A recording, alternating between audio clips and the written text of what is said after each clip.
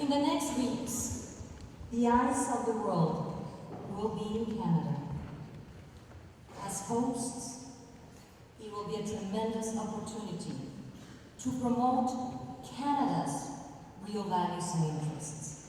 Many months ago, I worked for Ryerson, and I always looked at Canadian people with proud and for inspiration. You have to bring back that power in this debate of the G8.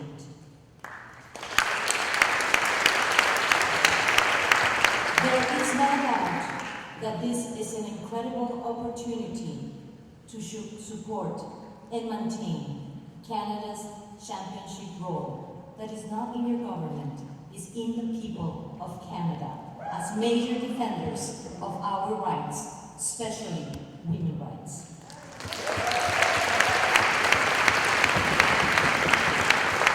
Let me point out 2 areas in which Canada, you, can make a difference: climate change and gender equality.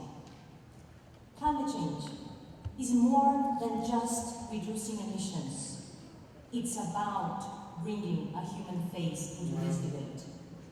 Although climate change will affect everyone worldwide, its impacts will be distributed differently between women and men, as well as many regions, generations, ages, classes, income groups, and occupations.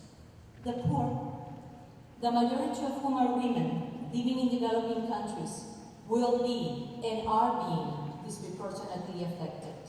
Yet, most of the debate in climate change is gender blind.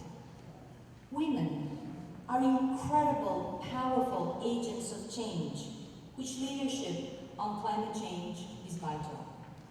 Women can help or hinder strategies related to energy use, deforestation, population, economic growth, and science and technologies, among many other things.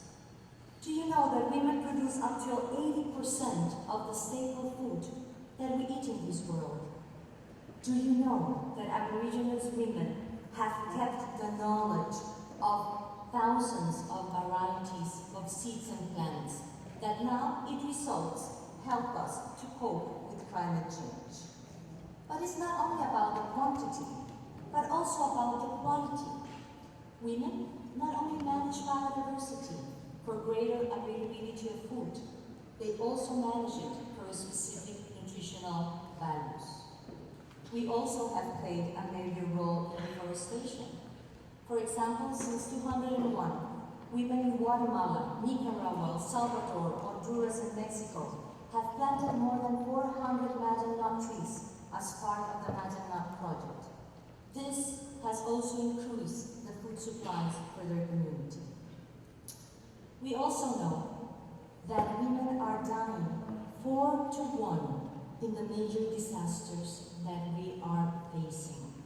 In 2007, there were more than 960 major natural disasters.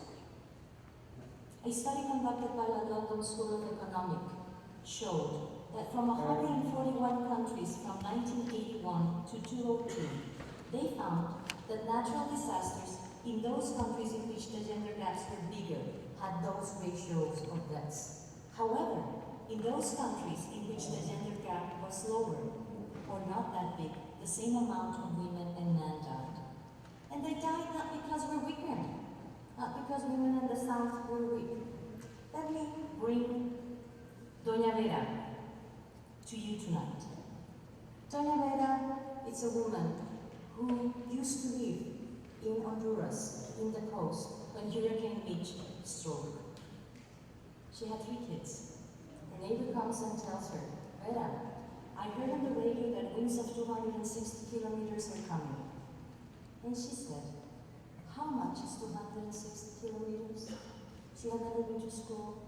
She had never driven a car, never driven a bicycle. 260 kilometers made no sense to her.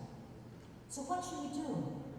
Well, I heard the man talking once that we have to walk nearby the river. Something we should never do when there is possibility of a flood. But there they went. She was holding 2 of the kids by her hand, and and one baby tied to her body. The waters are coming, and she was only able to climb a tree with the baby that she had on her body, and the 2 other kids were washed away. 3 days in a tree, fighting against the snakes that also want to get there. She was picked up, put into refugee camp, and her words were, "You know what happened to single women when they get there." She was raped. And then she came back to what used to be her house, made of cardboards and sinks. There was nothing left.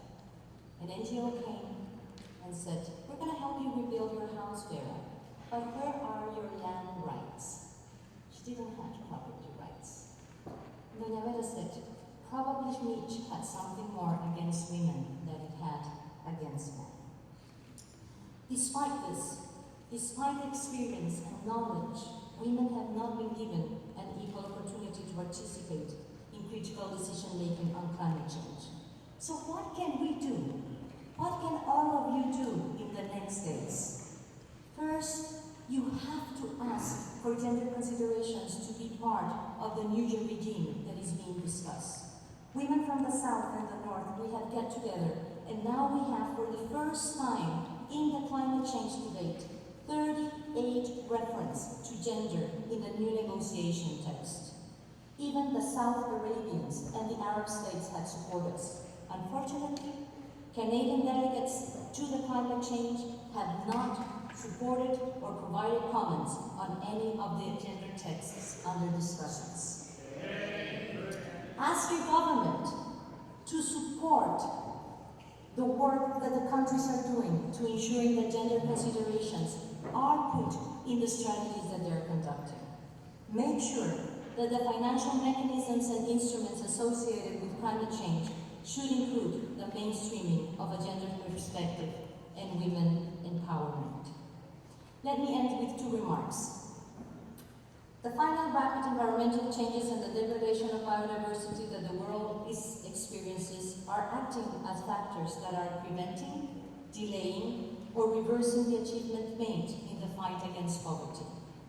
The rich, of course, will find the world to be a little more expensive, a little bit more inconvenient, a little bit more uncomfortable, disrupted and colorless probably, in general, more unpleasant and more unpredictable.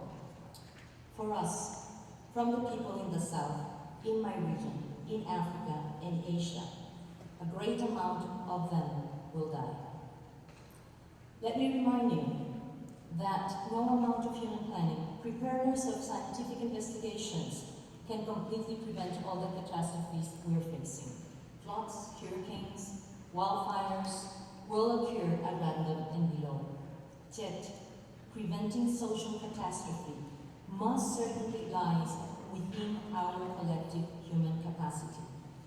So, for the next weeks, this, as a woman from the South, is my plea to all of you. May I ask you that you choose a woman from the South, a name from a woman from the South, put it in your pocket, in your purse, next to your heart, and walk for her, talk with her, make our voices be heard.